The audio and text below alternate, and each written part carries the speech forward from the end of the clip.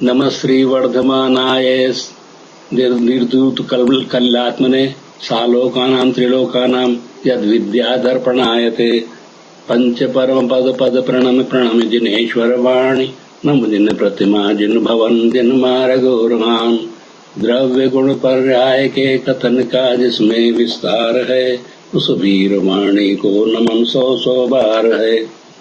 बोलिए।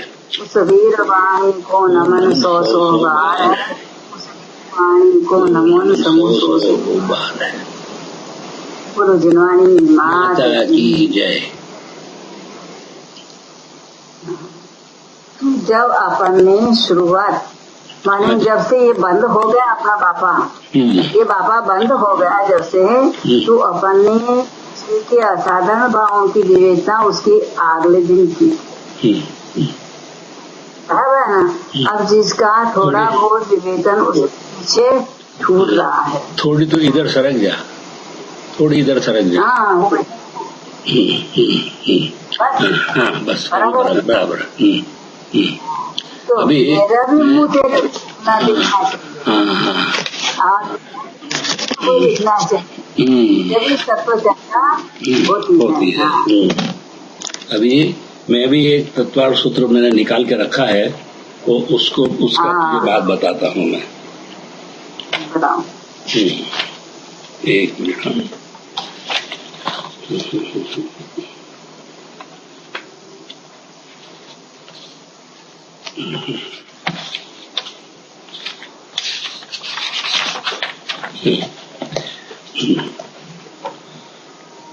अब सम्यक दर्शन को विषय रूप से कहे गए 7 तत्वों में से जीव तत्व का वर्णन करते हैं। औपशमिक क्षायी को भावो मिश्र, दूसरे अध्याय का स्टार्ट है। औपशमिक क्षायी को भावो मिश्रश्च जीवस्य स्वतत्व मोदैक पारिणामिको च। औपशमिक, क्षायिक, मिश्र, औदयिक व पारिणामिक वे जीव के 5 भाव हैं। ये जीव के 5 भाव है। जैसे मेले पानी में निर्मली मिला देने से मेल नीचे बैठ जाता है और जल स्वच्छ हो जाता है, वैसे ही कारण से मिलने पर प्रतिपक्षी कर्म को की शक्ति के दब जाने से आत्मा में निर्मलता का होना औपशमिक भाव है। निर्मली के प्रश्न इसके अंदर तो क्या बताए थे? माने पहला प्रश्न क्या है? निर्मली क्या चीज है? इसमें निर्मली यानी फिटकड़ी बराबर। उसके जैसे हम उसको फिटकड़ी को पानी में घुमा देवे तो सब नीचे कचरा बैठ जाता है,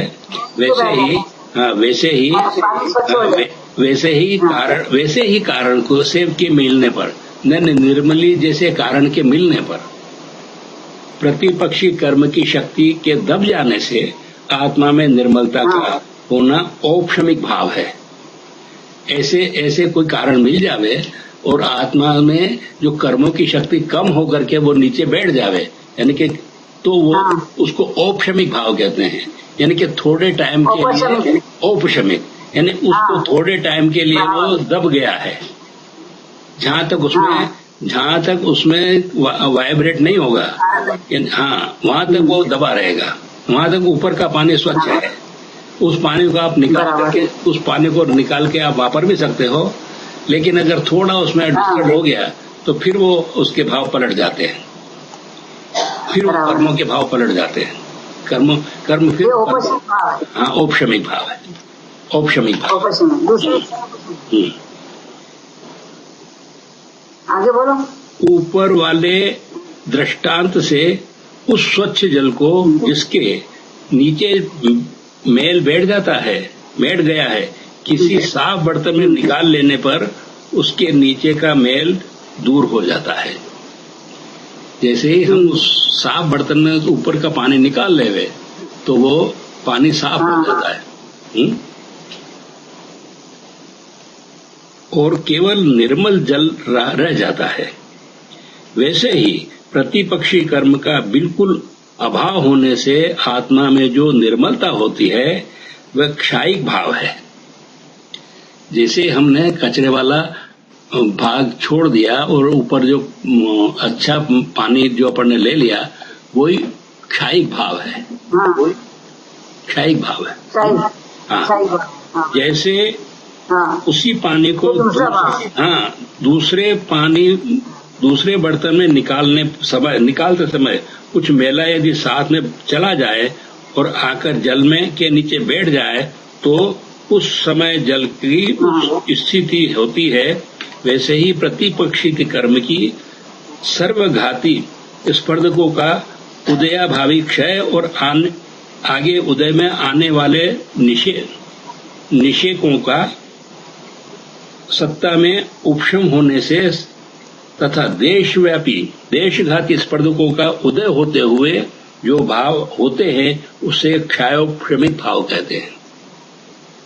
अगर वो पानी जब सत्ता में है, हाँ वो भी सत्ता में है क्योंकि उसमें थोड़ा सा मेल पानी के साथ आ गया है और फिर वो नीचे बैठ गया है तो उसको क्षयोपशमिक भाव कहते हैं। इसलिए क्षयोपशमिक भाव का ये तीसरा भाव है। हाँ उसका नाम मिश्र भाव, उसी का नाम मिश्र भाव है। वो क्षयोपशमिक भाव ही मिश्र भाव है, वही मिश्र है। द्रव्य क्षेत्र काल और भाव के निमित्त से कर्म का फल देना उदय है। उदय से जो भाव होता है उसे औदैहिक भाव कहते हैं। देखो द्रव्य क्षेत्र काल और भाव के निमित्त से कर्म का फल देना उदय है और उदय से जो भाव होता है उसे औदैहिक भाव कहते हैं। और ये सब संसारी प्राणी के औदैहिक भाव हैं। जितने संसारी हैं उनके औदैहिक भाव हैं।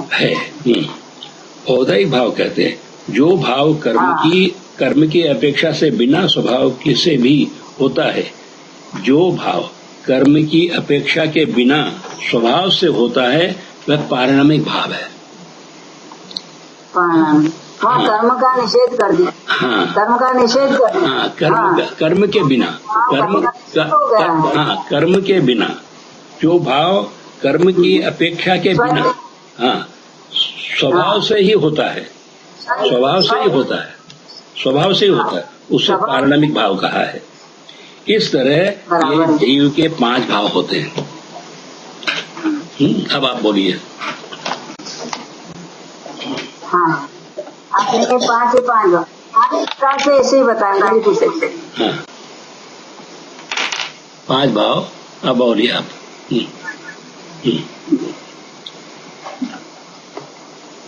जो तुमने बताया है वो भी मेरे यहाँ भी ऐसे ही है। अपने अभी मैं विस्तार में बताया, विस्तार से बताया। शुरुआत न्याय से कर दूं। शुरुआत जीव के असाधारण भावों की विवेचना। यहाँ विवेचन माने लंबाई से करी है, संक्षेप में नहीं कहा है। तुमने बताया कि संक्षेप में बताया, यहाँ लंबाई से बताया। आधुनिक संदर्भ में प्रोफेसर कमलेश कुमार जैन वाराणसी इसका विवेचन कर रहे हैं। जिस लोक में हम निवास करते हैं वह लोग 6 द्रव्यों से ठसाठस भरा हुआ है। बिल्कुल। लोग किसे कहते हैं? 6 द्रव्यों के समूह को लोग कहते हैं। ये 6 द्रव्य हैं, उनका नाम बताएं। जीव, पुद्गल, धर्म, अधर्म, आकाश, काल। माने लोक में क्या है? 6 द्रव्य। लोक कैसे बना है? 6 द्रव्यों से बना हुआ है। इनमें जीव द्रव्य चेतन रूप है। जीव द्रव्य उसमें चेतन है और बाकी के 5 अचेतन है। बाकी के जो 5 द्रव्य है वो अचेतन है। और शेष 5 द्रव्य अचेतन रूप। यद्यपि 6 द्रव्यों की सत्ता पृथक है, माने इनकी काम अलग अलग है। सत्ता क्या है? अलग अलग सत्ता है ना, वो अपने सभी के कार्य अलग अलग है। हाँ, कार्य अलग अलग होते हैं, किसी की कोई नहीं सहायता करेगा, नहीं। माने किसी की कोई सहायता नहीं करेगा यहाँ पर। क्या बताए सत्ता, पृथक माने क्या, अलग अलग आँख का काम कान का काम, नाक नहीं, इसका यहाँ सत्ता इसी बताई इसकी पृथक। और उन सबके कार्य भी स्वतंत्र है। बाबू का काम चंदा नहीं करी, चंदा का काम तारा नहीं करेगी। बराबर है कि नहीं? बराबर। बिल्कुल। हाँ, तथा विषय व्यवहार अलग लग जाएगा, हो ध्यान रखना। यहाँ पे क्या समझ लेगा, जा तेरे तू कर लेना, मैं मेरे कर लेते, ऐसा ही हो जाता है। अरे एकांतवाद है, एकांतवाद नहीं, अपेक्षा लगाओ। तथा द्रव्य परस्पर सापेक्ष और एक दूसरे से संबंध है। लिख दिया आगे, एकदम झूठी नहीं है। हाँ, सापेक्ष है, अपेक्षा के साथ है, सब एक दूसरे की अपेक्षा के साथ है। हाँ, स्वतंत्र होते हुए भी एक दूसरे की स्वतंत्र हूँ। अरे स्वतंत्र की जगह स्वतंत्र है मामा जी का स्वतंत्र। उसकी बात छोड़ो अभी। अच्छा लड़का है। स्वतंत्र व्यक्ति का नाम है और स्वतंत्र वो गुण भी है जो यहाँ बताया, स्वतंत्रता, एक दूसरे की स्वतंत्रता। तो इस द्रव्य माने सापेक्ष है, अपेक्षा सहित है, अपेक्षा सहित है। बिना अपेक्षा के समझने में नहीं आएगा, अपेक्षा नहीं लगाओगे तुम। हाँ, इन 6 द्रव्य में जीव द्रव्य प्रमुख है। प्रमुख कौन? सरपंच। जीव द्रव्य जी, हाँ, वो सरपंच है, उसका गाना सब मानेंगे। सरपंच का गाना मानते कि नहीं मानते? अरे ये तो यहाँ का सरपंच। हाँ, अपने यहाँ दूसरा संसार का भी इसी तरह से दृष्टांत लेकर के अगर समझ में बैठे तो जल्दी समझ में आ जाता है। वैसे इकल्ला आत्मा हो तो समझ में नहीं बैठेगा, जल्दी नहीं आती। हाँ, ये दृष्टांत सांसारिक है, अपने लिए सांसारिक है। विद्वान है वो तो समझ जाएगा, पर जो अंगूठा छाप है वो कैसे समझेगा? ओ भाई तुम कांजी महाराज की भाषा का, ओ कांजी महाराज को छू कर आत्मा करे, पर जो अंदर से आध्यात्मिक भाषा समझता है उसको उस आध्यात्मिक भाषा में बहुत ही इंटरेस्ट पड़ता है। तो नहीं, महाराज कह रहे तो बराबर है कि किसकी अपेक्षा, ज्ञानियों की अपेक्षा, क्योंकि महाराज बताते हैं बराबर बताते, पर जहाँ 4 अनुयोग लगा जाता है वो अनुयोग एक ही में लगा लेते हैं उनको, और दृष्टांत करके नहीं समझाते। भाई तारो लाल तारी गोद में छुपाएलो छे, तू एने तो कैसे ओढ़ेगा?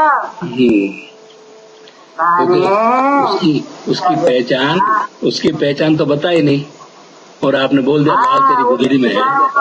तो अपन जैसे को समझ नहीं पड़ेगा। किसी को समझाना हो तो दृष्टांत और दृष्टांत दोनों होने चाहिए।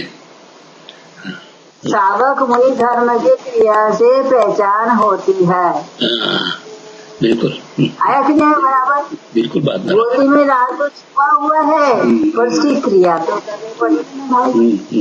जैसे बोला ना, पोपट आवे तो उड़ी जाऊ, पोपट आवे तो उड़ी जाऊ। पर जब पोपट आया, तोता आया और उड़ने की क्रिया नहीं की, तू कहाँ फंस गया जाके, और रटने की क्रिया करता रहा। हाँ, तो उसी साथ चारित्र भी पालन करने का समझ में बैठाना चाहिए उन मुनिराज को। मुनिराज तो नहीं, अपने भाई जैसे ही है वो श्रावक बना दिया। अरे गुरु की भक्ति करते करते गुरु चल हो जा शुरू, ऐसा लिया। और जिसको गुरु कहने में उनको बहुत आनंद आता था। जहाँ गुरु की क्रिया भी नहीं थी, खाली समझाने की शैली उनकी थी, वहाँ गुरु बन बैठे। गुरु तो कई तरह की, एक तरह के थोड़ी होते हैं। माँ भी गुरु होती है, बाप भी गुरु होता है, शिक्षक गुरु होता है, इंसान करने वाला। वो तो समझने वाले के लिए है। वो जैसे जिसके जैसे हम शिक्षक को भी गुरु बोलते हैं, उसके भी पांव पड़ते हैं, पर ये मतलब ये नहीं कि हम उसको धर्म गुरु मान बैठे। शिक्षक गुरु है वो। सांसारिक शिक्षा का देने वाला है, और वो आध्यात्मिक शिक्षा के देने वाले थे। प्रकार के ज्ञान होते हैं, समझाने वाले होते हैं, व्यवहार को समझाने वाले होते हैं। बराबर। विषय व्यवहार क्या करे उसको समझावे, तो कम से कम उसके पन्ने दान पड़े। बराबर। हाँ। तो यहाँ क्या बताया है कि इन 6 द्रवों में जीव द्रव्य प्रमुख है, क्योंकि वही पुद्गल द्रव्य के निमित्त से स्वकर्मा अनुसार पुद्गल द्रव्य तो क्या पुद्गल द्रव्य के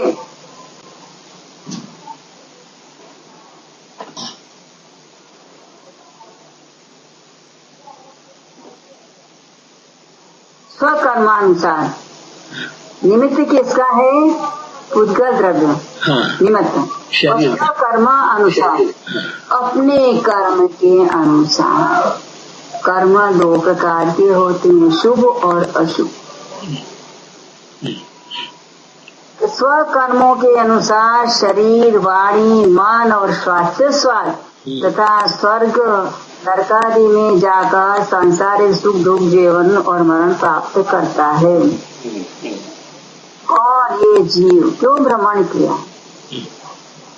तो संसार में घूमा स्वकर्म के निमित्त से। उन्हीं जैसे हैं उन्हीं के अनुसार ये जीव में इस गति में सुख दुख पा। कोई किसी को सुख दुख नहीं देता है, खाली निमित्त बन जाते हैं। तुमने मेरे साथ ऐसा व्यवहार किया, इसलिए मेरे को ऐसा मन हो गया, खराब मन हो गया मेरा। अरे भाई मेरे कर्म के अनुसार। जैसे सीता जी से पूछा था किताब में, या भगवान रामचंद्र जी को कहना है, तो सीता जी ने कैसा उत्तर दिया था? रामचंद्र जी ने कुछ नहीं किया, मेरे कर्मों के अनुसार ही मेरे को सुख दुख प्राप्त होता है, इसमें राम कुछ भी बीच में बाधक नहीं है। मैं उनको दोषी नहीं मानती। जो पाप किया है उसका कर्म मेरे को छोड़। और आजकल की औरतें बता दी ना उस भाभी से, अगर आनंद कुमार ने थोड़ी देर के लिए जा तेरे बाप के घर देखना, फिर मजा बराबर ऐसी मिर्ची लगे तो उसके साथ पेड़ी लगा। वही स्त्री यहाँ भी स्त्री है, और वो भी सीता सती की स्त्री है। फिर उस समय उसने उन्हें एक दूसरी शिक्षा भी दी कि तुमने दूसरों के कहने पर मुझे छोड़ दिया, लेकिन दूसरों के कहने पर धर्म मत छोड़ देना।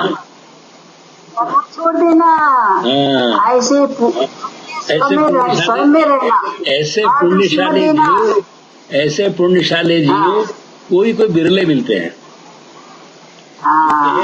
कि मुझे छोड़ दिया तो छोड़ दिया, लेकिन किसी के कहने से धर्म मत छोड़ देना। तो ज्ञानी लोग ऐसी दृष्टि रखते हैं, और अज्ञानी भी खराब दृष्टि रखते हैं। उनको मिथ्यात्व में पड़े हुए सब अवगुण दिखते हैं। बिल्कुल ठीक। जिसमें 100 अवगुण है, किसी जीव में 100 अवगुण है, उन अवगुण को तो देख लेता है, पर जो गुण उसकी तरफ उसका ध्यान नहीं देता है। नहीं गया। हाँ, तू कम से कम परदृष्टि से तू दृष्टि फेर जरा, सामने वाले से दृष्टि फेर दे, अपने में स्वयं झांक कि तेरे गरेबान में क्या दोष है। खुद की भूल नहीं देखता, सामने वाले की भूल देखता। तो इस तरह से अज्ञानता, मिथ्या दृष्टि और सम्यक दृष्टि में ये फेर है। वो भी स्त्री थी और यहाँ भी स्त्री है, और वो स्त्री मोक्षगामी। अरे अभी नहीं हुई मोक्ष में, तो मोक्ष में जाने वाले उसका रिजर्वेशन तो हो गया कि नहीं हो गया? बिल्कुल हो गया, बिल्कुल हो गया, बिल्कुल हो गया। हाँ, अरे कभी भी तो जाएगी तो सही है वो, जाएगी जाएगी। मोक्षगामी, तद भाव मोक्षगामी। उन जीवों के भाव ऊंचे ऊंचे ऊंचे। ये तो चारित्र मोहनी की कमजोरी थी उस टाइम। रामचंद्र जी की चारित्र मोह की कमजोरी थी। चारित्र मोहनी कर्म की 28 वेद, मोहनी कर्म की 28 प्रकृति है। उसमें 3 प्रकृति दर्शन मोहनी की, और 25 प्रकृति चारित्र मोहनी की। ये चारित्र मोहनी से ये संसार के अंदर, इसको क्या बोलते हैं, जिसको पीलिया हो जाता ना, तो पीला ही पीला दिखता। उसी तरह से चारित्र मोहनी क्या से फंसा हुआ है जी, हमेशा इसको उल्टा ही उल्टा दिखता है। उल्टा ही लगता है सब। सर अच्छा नहीं दिखता उसको, नहीं लगता, क्योंकि मिथ्या उसका कर्मों का उसका पर्दा पड़ा हुआ है, मोहनी कर्म का। तो ये मिथ्यात्व का। और एक यहाँ पर एक दृष्टांत मेरे को याद है। अकबर और बीरबल आपस में सभा में बैठे हुए बात कर रहे थे। तो बीरबल, अकबर बोलता है, बीरबल मेरे को आज ऐसा सपना आया कि क्या महाराज, क्या सपना आया आपको? कि देख तो अपन भागते भागते एक जंगल में चले गए, और जंगल में तो चले गए दोनों, चल रहे दौड़ रहे, तो उसमें 2 खड्डे मिले अपन।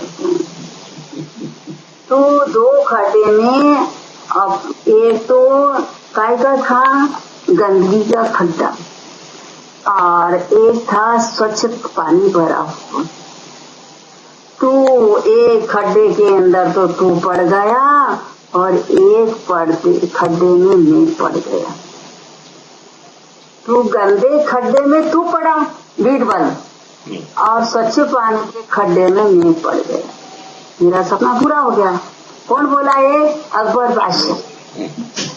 हाँ, तो अब बीरबल ने कहा, जहाँ पना मेरे को भी ऐसा आपका सपना आया था, ऐसे मेरे को भी आया था सपना, तो पर आपका अधूरा रह गया सपना।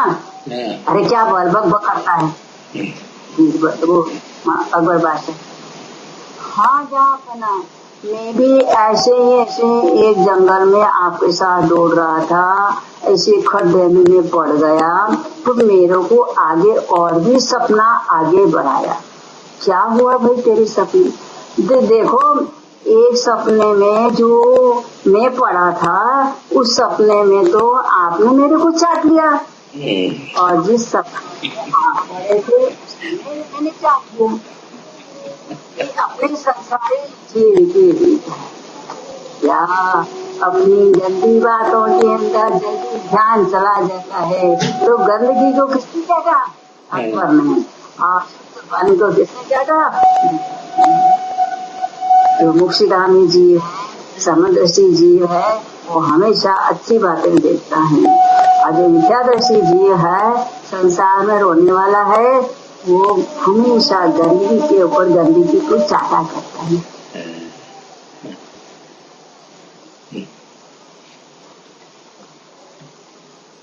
तुम सा दानी क्या कोई हो, जग को दे दी जग के निधियां, दिन दिन रात लुटाया करते हो, शम शम की अविनश्वर। इसके विषय में बोला है, बोलो तो जरा। अरहंदेव के विषय में, भगवान समदर्शी जी के विषय में बोला है। आप सादानी कोई नहीं, लो जितना लेते हो ले जाओ ले जाओ ले जाओ, मेरे को इनकी जक्की मिर्जा मेरे को नहीं चाहिए। दिन रात लुटाया करते हो शम शम, जिसकी कोई मूल्य नहीं, ऐसी अमूल्य निधिया आपने लुटा दी। ये गाय में जुगल किशोर जी की पूजा के जयमाला में, देवशास गुरु की पूजा में। हाँ देवशास बराबर। तो इस तरह से अपने मिथ्या दृष्टि के भाव 100 अवगुणों को देखता है, एक गुण को नहीं देखता। और सम दृष्टि तो सब भाव से सभी गुणों में परिवर्तन हो जाता है। इनको परिवर्तन करते अपन को, माने ज्ञानी लोगों को देर नहीं लगती, अज्ञानी तो उसको गुस्सा मान करके ज्यादा क्रोध कर लेता है। एक आचार्य महाराज, दूसरे मुनि महाराज, 2-3 मुनि राज के संसार साथ चल रहा था, तो एक अज्ञानी मिला। ये कैसे आदमी है ये? उन गुरु आचार्यों के विषय में बोल रहा है वो अज्ञानी जी, अरे कैसा लुच्चा लफंगा है। तो उनके जो शिष्य थे तो उसने उनको तेज आ गया, तो उनके ऊपर वो गुस्सा हो गया। तो आचार्य कहते हैं भैया धीरा पड़ जरा। अरे महाराज हमको तो बोले बोले पर आपको गाली दे रहा, लुच्चा लफंगा पापी। अरे अपन है ना, क्या आप भी क्या बोल रहे हो महाराज, अपन पापी है लुच्चे? तो कहते भाई तू शांति से विचार कर, देख अपन केस लॉन्च करते हैं ना, तो लुच्चे है कि नहीं बोलो। लुच्चे ने किया कि नहीं किया? तो उसने क्या गलत कह दिया? तो क्यों उसके ऊपर हाथ हो रहा है?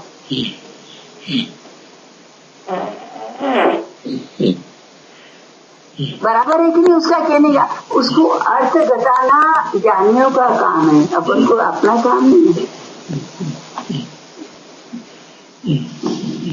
पापी पापी कैसे पापी है? अरे पाप डालने में अपनी संयम ले रहे इसलिए अपन पापी है। पापों से बचने के लिए ही तो अपन ने संयम मुनि तरह धारण किया, नहीं तो काय को करते अपन। जो संसार से सुख होता तीर्थंकर जो क्या गए, बराबर है। बराबर है कि काय को मेरा संयम साधन। तो इसलिए अपन पापी भी है और लुच्चे भी है। अब बता भाई उसने क्या बुरा कर दिया अपना? जो है वही तो बोला था अपन से। वो शिष्य छोटे मुनि महाराज एकदम चकित हो गए। अरे महाराज मेरे को माफ कर दो, मैं तेज में आ गया था, उस तो न बोलने सभी शब्द बोलने को तैयार हो गया था, आप तो मेरे को बचा लिया।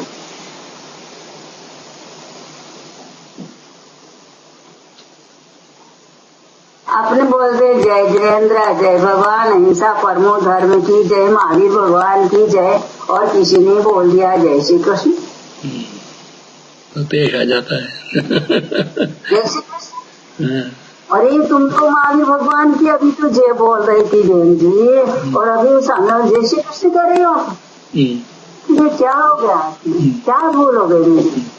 अरे वो तो विष्णु है जो श्री कृष्ण बोलेगा, आप क्या विष्णु है क्या? अरे विष्णु किसने कहा? जिन्होंने कषाय का नाश किया है वो कृष्ण की जाए।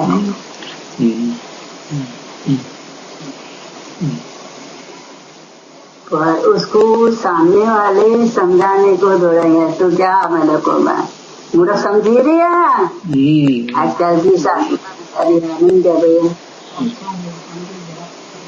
ज्ञान की बात देखी, इसमें क्या बुरा हो गया? और पहली की सासू को दी मेरे को समझाना चले, मैं तेरे को लाई तू तेरे को नहीं लाई, क्या बोल रहा है? उसका अज्ञान बोल रहा है। और जो महाराज के प्रवचन सुन करके आती है रूढ़ भरे धार्मिक के, तो बोले अरे मेरी बहू बहुत अच्छी विचारी, इतना सुनकर आती, मेरे को तो याद भी नहीं देता फूटा ढोल।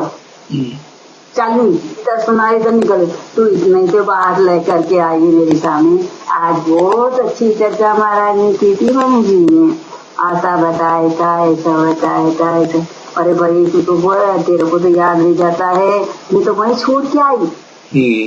तो गंगा किनारे गए और प्यासे आ गए। उसे तो अच्छा है कि अपनी बहू ने 2 बार अपन को वापस याद दिला दी, तो वो अपने लिए शिक्षिका है।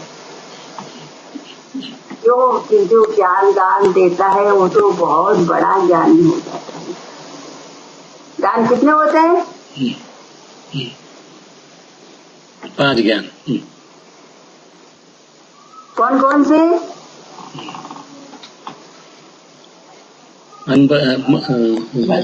मति, श्रुति, अवधि, मन पर और केवल ज्ञान। और 3 उनके उल्टे भी होते हैं, कुमति, कुश्रुति, कुअवधि। तो भेद तो 8 है। अरे भाई मेरी कानपुर में हड़ताल है, आपका कान तो अच्छा है और उसमें वो रुई की पूजा लगा रखी है। मैंने तो पूछा कर दान कितने होते हैं, आप क्या बोल रहे? मैं 4 दान, ज्ञान प्रकार के दान। अभी ज्ञान की बात चल रही थी तो दान की बात कर दी, तो वो ज्ञान के हिसाब से उस रो में बह गया मैं। उस रो में बह गया मैं। तो क्या बताया है? 4 दान होती है। ज्ञानी से ज्ञानी मिले करे ज्ञान की बात, गड्ढा मिला और बुद्धि से बुद्धा मिला तो करे बात हम बात। बोलो कौन सा बात हम बात करें? ज्ञान की बात चलने दो। हमारे दादा माने को बहुत स्वाद थी ये बातें। आजा चंदा चल अपन बात करे। अरे बात मत करे भाई, गधा भी मत बने, कम से कम ज्ञान की बात तो कर। उसके पास ज्ञान की बात जल्दा फंसने वाला था बाबा। मरती में उसे जर्दा नहीं छोड़ा। जर्दा नहीं छोड़ा उसने। जो होनार होती है वो होकर ही रहेगी। चंदा ने एक बात बहुत अच्छी की राजेश्वरी, क्या बोला कि बुढ़ा से बुढ़ा मिला और करे बात।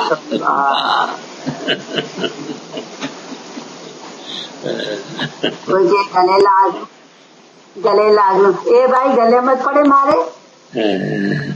बेचारी वो तो प्रेम से अपन को आलिंगन करने के लिए आई कि माँ था कि गले लागू था का पग दाऊ, तो कि भाई मारो गलो मत डाले।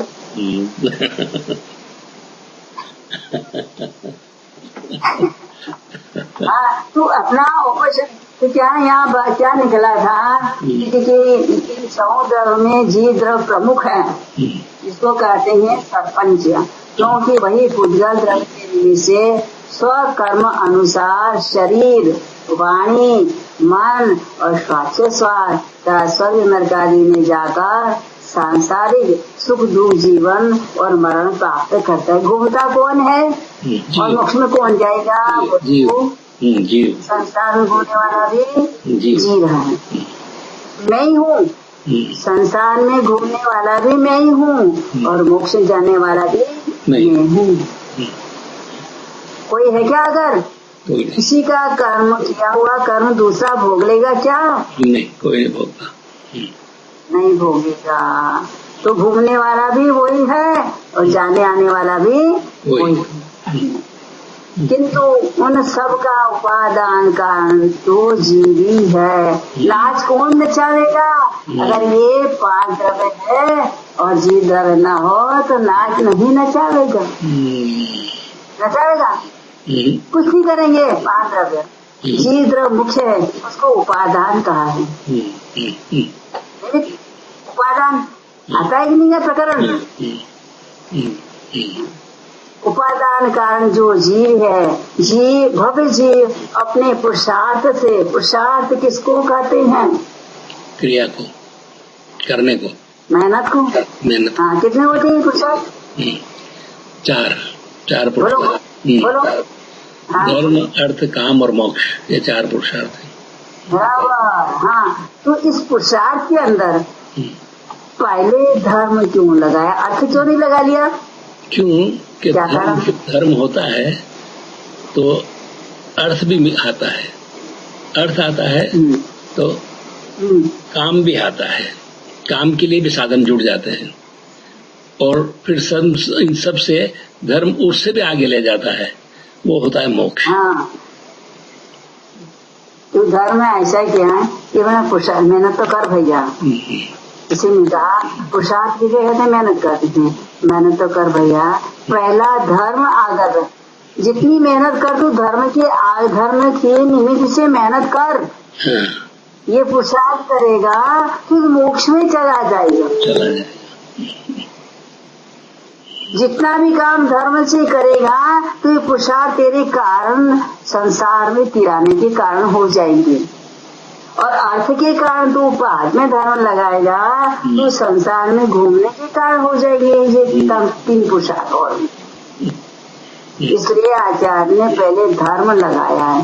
धर्म पूरा तो अर्थ, काम, कमाना, भोगना, विशेष सेवन करना, और छली घड़ी क्या किया है कि मोक्ष में जाना, इन सबको छोड़ करके मोक्ष पुरुषार्थ करे। मोक्ष पुरुषार्थ बाद में होता है, पहले नहीं हो जाता, इससे पहले मोक्ष पुरुषार्थ नहीं लगाया है।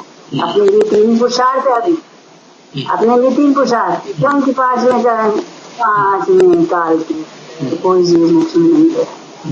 जहाँ भी होगा 5वां काल होगा, वहाँ पर ये मोक्ष में नहीं जाएगा। चौथे काल के अंदर ही मोक्ष में जाएगा। भव्य जीव अपने पुरुषार्थ से पुद्गल द्रव्य रूपी कर्मों से छुटकारा पाकर, पुद्गल द्रव्य क्या है? पुद्गल है, जीव को छोड़कर सब पुद्गल है। माने 100 द्रव्य के अंदर रूपी कितनी है, अरूपी कितनी? 6 द्रव्य के अंदर रूपी कितने बोलो? पुद्गल रूपी है, बाकी अरूपी है। अरे इन सबको रूपी बताया है एक तरह से। ये जड़ कर्म है, रूपी एक अपेक्षा थी तभी रूपी है, और एक अरूपी कौन है? जीव द्रव्य। और इस जीव द्रव्य को भी एक अपेक्षा से मूर्ति बताया है। संसार की अपेक्षा से है कि नहीं कि 7 शरीर है तो रूपी है कि नहीं?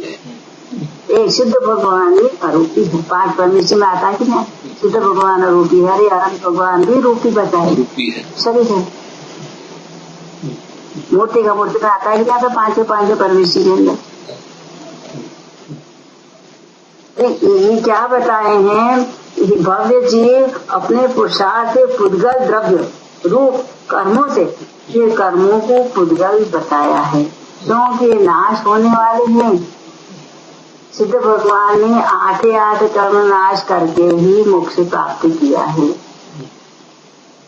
इन कर्मों का आत्मा के साथ कैसा संबंध है? आनंद कुमार जी बताइए।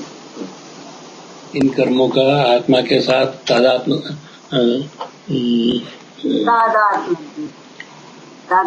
आत्मा शरीर चित्त ही रहते, इनका संयोगी संबंध है। संयोगी संबंध है, तादात्म्य संबंध नहीं है। तादात्म्य संबंध तो आत्मा का ज्ञाता दृष्टा बना है, ये हमेशा इसके साथ ही रहते हैं। जैसे हमारा तुम्हारा संयोग है, उसी प्रकार से ये कर्म अलग होने वाले हैं। पुरुषार्थ करेंगे तो अलग होएंगे, नहीं तो बैठा रहो यहाँ संसार के अंदर। इसलिए इनका संयोगी संबंध है, कर्म का और जीव का। कर्मों से छुटकारा पाकर मोक्ष की प्राप्ति भी कर सकता है। मोक्ष की प्राप्ति भी आया है। सभी मोक्ष में चले जाएंगे।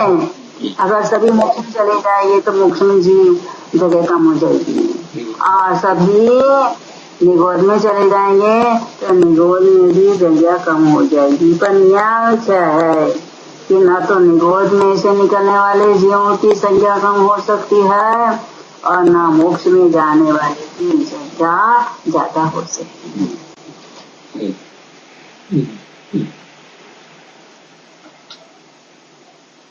हाँ, तो क्या बताए भारतीय दर्शनों में जीव और आत्मा दोनों एकार्थवाची है। जीव अलग है, आत्मा अलग है। क्या ये नाम एकार्थवाची। जीव क्या है और आत्मा क्या है? आत्मा मुक्त हो जाए तो फिर दूसरे कर्मों से अलग हो जाती है, लेकिन जीव कर्मों के साथ होता है, वो जीव कहलाता है। हाँ, और आत्मा अरे पुरुषार्थवादी। जैसे मैं यहाँ क्या बताया भारतीय दर्शनों में जीव और आत्मा दोनों एकार्थवाची है। आनंद कुमार जी भी वही है और बाबूजी भी वही है और तारा का पति भी वही है, चंदा का भाई भी वही है। इसमें नहीं बताया एकार्थवाची। अर्थ एक ही चीज, एक ही एक है, नाम अलग अलग हो गए।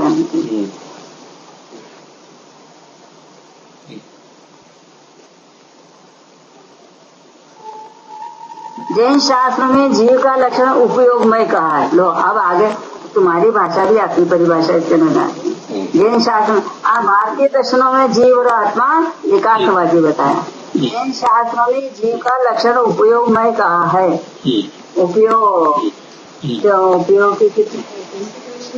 जय श्री कृष्ण। आओ। ज्ञानोपयोग और दर्शनोपयोग। हाँ, ज्ञानोपयोग और दर्शनोपयोग। ज्ञानोपयोग। अब इसमें फिर पूछा कि ज्ञानोपयोग के कितने भेद, दर्शनोपयोग के कितने भेद?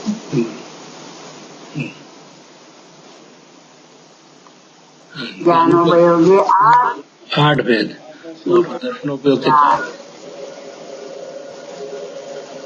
चक्षुदर्शन।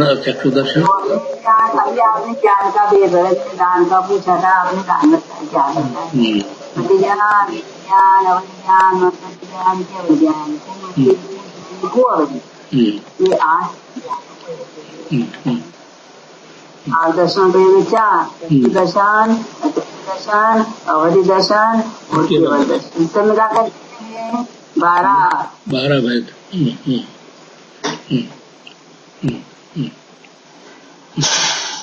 कितने भेद? 12। 2 तो है।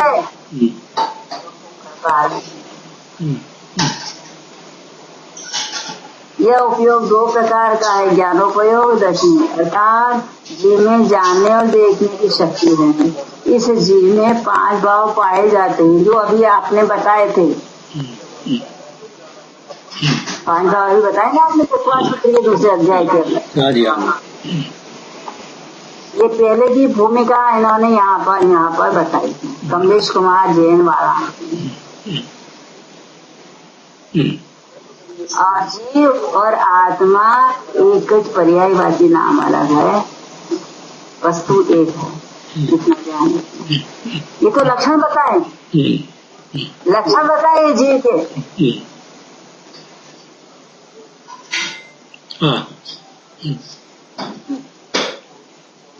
ये 5 भाव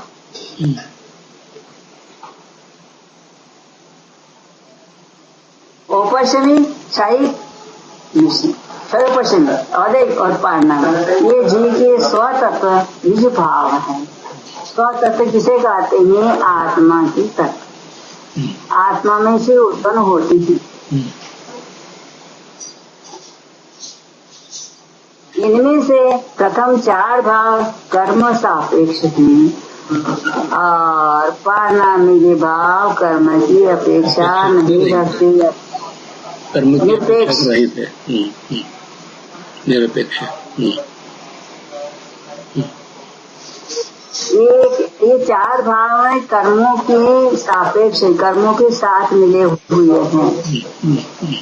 और 5वां भाव असाधन और कर्मों की अपेक्षा नहीं।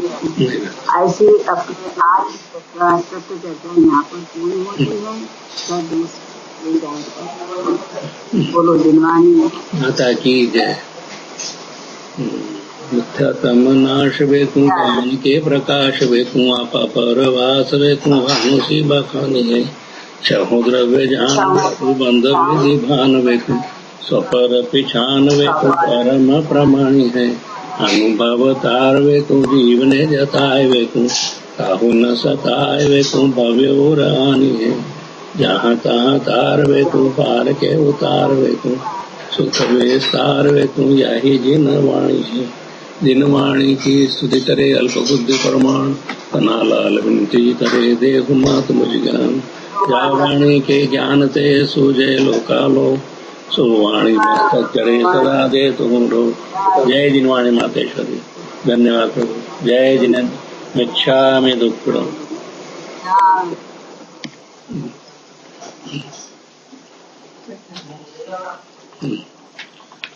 गुजरी शास्त्र चावल तो पड़ा है। चावल पड़ा है। मीठा चावल नहीं पीते बस ठीक है। शाम की मस्ती के बटाटे वाले भी करा लो तो अच्छा।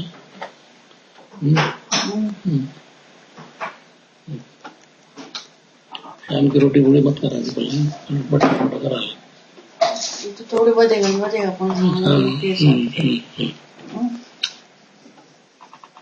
आलू में रोटी